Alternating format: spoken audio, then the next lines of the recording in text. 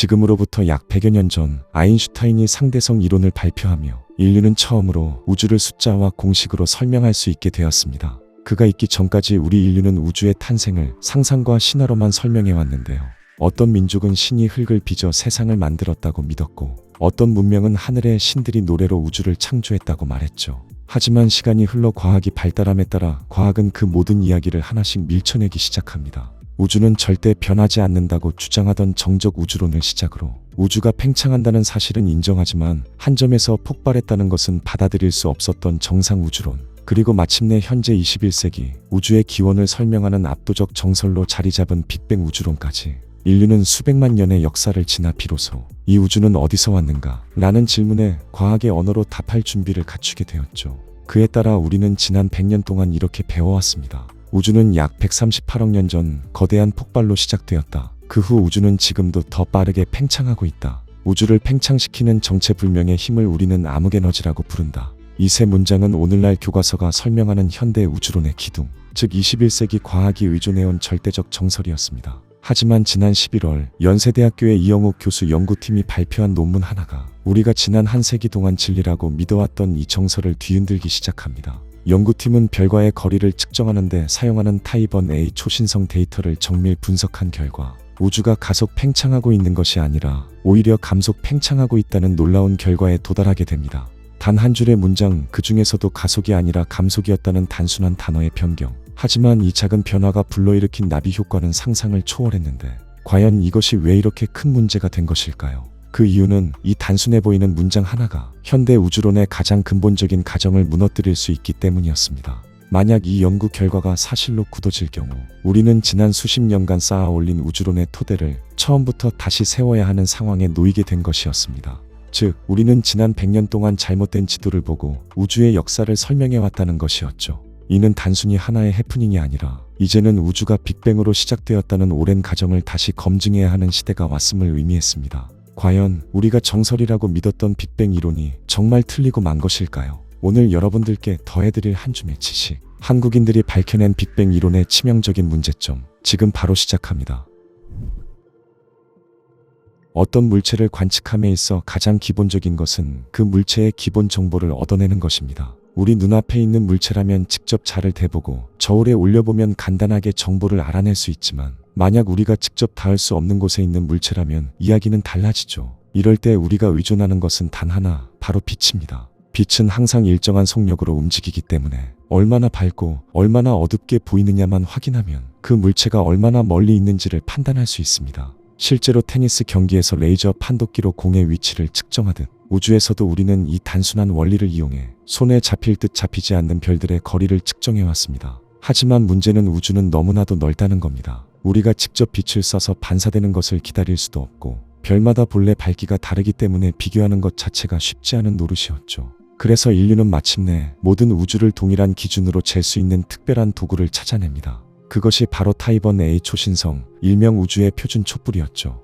타입1 A 초신성은 백색 외성이 폭발하며 나타나는 초신성으로 폭발할 때 항상 거의 동일한 밝기를 낸다는 특성을 가지고 있는데요. 때문에 이 초신성이 얼마나 밝게 혹은 얼마나 어둡게 보이는지만 측정한다면 아무리 멀리 있는 별이라도 지구와의 거리를 계산할 수 있었죠. 이 간단한 원리가 우주의 팽창 속도와 우주의 나이, 그리고 암흑에너지의 존재 여부를 결정짓는 핵심 도구가 되어 왔습니다. 그러나 지난 11월 16일 연세대학교 이영욱 교수 연구팀이 발표한 논문은 이 측정 방식 자체가 근본적으로 잘못되었을 가능성을 제기합니다. 타입1 A 초신성을 이용한 거리 측정 기술은 초신성의 밝기가 항상 같다는 전제에서만 유효한데요. 하지만 정말 이 초신성들의 밝기가 어떤 조건에도 상관없이 항상 같을까요? 그렇게 연구팀은 정말 이 전제가 옳은지 확인하기 위해 무려 300개의 은하에서 발생한 초신성들을 정밀하게 분석했습니다. 물론 약간의 오차가 있을 수는 있지만 전체적으로는 비슷한 밝기를 낼 것이라고 믿어왔죠. 하지만 실제 관측 결과는 현대 우주론의 기초를 흔들어 놓을 만큼 충격적이었습니다.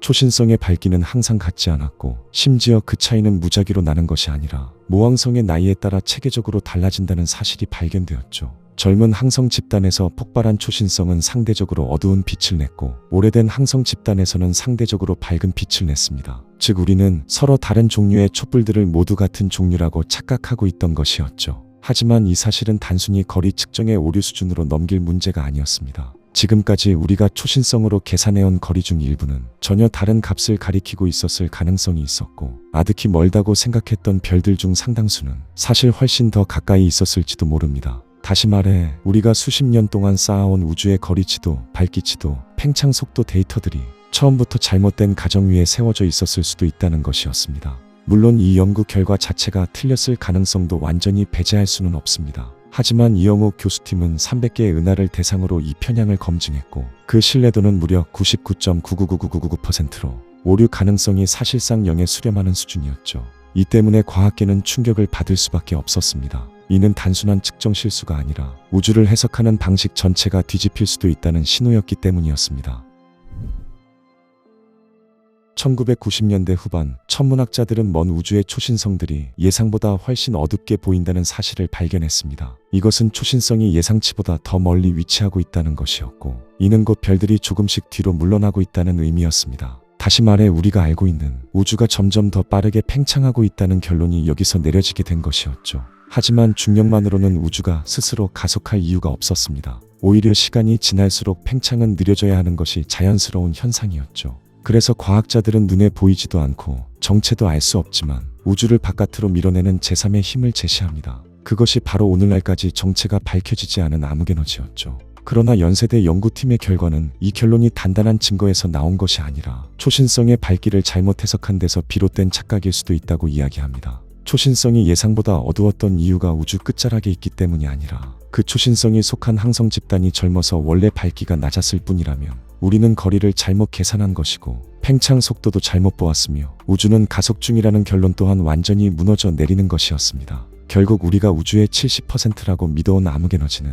존재조차 확실하지 않은 개념이었을 가능성이 커지게 되었죠. 그리고 연세대 연구팀은 편향을 제거한 초신성 데이터를 다시 분석한 결과 우주는 가속이 아니라 감속 팽창하고 있다는 결론에 도달하게 됩니다. 이 말은 단순히 속도가 변화했다는 데에서 끝나는 것이 아니었습니다. 암흑에너지는 우주를 가속시키는 힘으로 가정된 존재로, 만약 우주가 감속 중이라면 암흑에너지는 생각보다 약하거나 시간이 지날수록 줄어들고 있다는 의미였죠. 그에 따라 만약 암흑에너지가 일정하지 않다면 우주를 설명해온 빅뱅 표준 모형은 그 전제부터 붕괴하는 것이었습니다. 현재 우주의 기원과 형성 과정을 잘 설명하고 있다고 이야기되는 빅뱅 표준 모형은 암흑 에너지가 항상 일정한 세기를 가진다는 가정 위에서만 작동하기 때문에 만약 연구팀의 결과가 사실로 밝혀져 이 가정이 무너지게 된다면 우주의 나이, 팽창의 역사, 미래의 운명까지 우리가 계산해온 거의 모든 값이 다시 쓰여야 한다는 것이었습니다. 다시 말해 우리가 지금까지 우주에 대해 알고 있다 믿어온 이야기들은 잘못된 오해로 인해 탄생한 하나의 소설에 불과했던 셈이었죠. 이 상황의 아이러니는 이뿐만이 아닙니다. 우주가 팽창한다는 사실이 알려지기 전 아인슈타인은 우주가 한 점으로 붕괴하지 않도록 자신의 방정식에 우주상수를 억지로 집어넣었습니다. 그러나 허블이 우주의 팽창을 발견하자 아인슈타인은 이 값을 철회하며 내 생애 최고의 실수라고 말했었죠.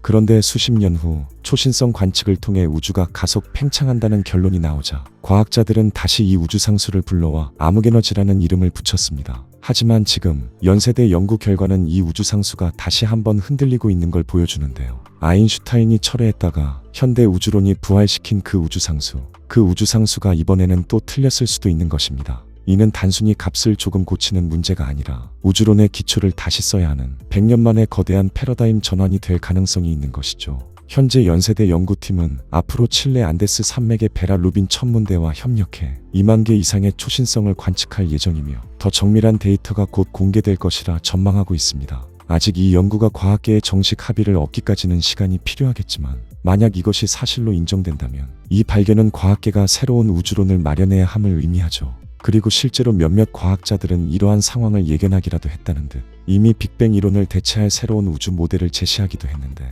그 모델은 바로 다음 시간이 소개할 변동상수 우주론이었습니다. 지금으로부터 약 100여 년 전 아인슈타인의 한 논문을 시작으로 인류는 비로소 우주를 과학으로 설명하는 시대에 들어섰습니다. 그리고 수많은 과학자들의 손을 거쳐 우리는 마침내 이 우주의 탄생을 설명할 강력한 해답, 바로 빅뱅 이론에 도달했죠. 하지만 시간이 흘러 과학이 발달함에 따라 과거의 이론들이 하나 둘 자리를 내어줬던 것처럼 이제는 빅뱅 이론 자체가 새로운 관측 결과들에 의해 그 자리에서 흔들리고 있는 상황입니다. 물론 오늘 살펴본 연세대학교 연구팀의 결과가 앞으로 완전히 정설로 굳어질지 아니면 오류로 판명되어 빅뱅이 다시 강력한 지위를 이어갈지는 아직 누구도 확신할 수 없습니다. 하지만 한 가지 확실한 사실은 있습니다. 우리가 지난 수십 년 동안 사용해온 초신성 데이터, 우주의 팽창 속도, 우주의 나이, 그리고 우주의 70%를 차지한다고 믿어온 암흑에너지까지, 이 모든 것들이 단 하나의 잘못된 전제인 초신성의 밝기는 항상 같다라는 믿음 위에 쌓여 있었으며 오늘날 그 토대 자체가 흔들리고 있다는 것이었습니다. 어쩌면 우리는 잘못된 도구를 손에 쥐고 우주의 지도를 그려왔던 것일지도 모릅니다. 그렇다면 지금 질문은 하나로 좁혀지죠. 우리가 믿어왔던 빅뱅 이론은 정말 틀렸던 걸까요? 그리고 만약 그렇다면 우리는 이 거대한 우주를 설명하기 위해 또 어떤 새로운 이론을 손에 쥐어야 할까요? 그에 따라 이미 몇몇 과학자들은 무너지는 빅뱅의 빈틈을 메우기 위해 전혀 새로운 우주 모델들을 제시하기 시작하였습니다. 그래서 다음 시간 여러분들께 더해드릴 한 줌의 지식은 결국 빅뱅 이론을 대체할 미래 우주론입니다. 오늘 영상이 흥미로우셨다면 좋아요와 구독을 남겨주시고 다음엔 더 재미있는 과학 이야기로 돌아와 여러분들께 한 줌의 지식을 나누겠습니다. 지금까지 과학 한 줌이었습니다.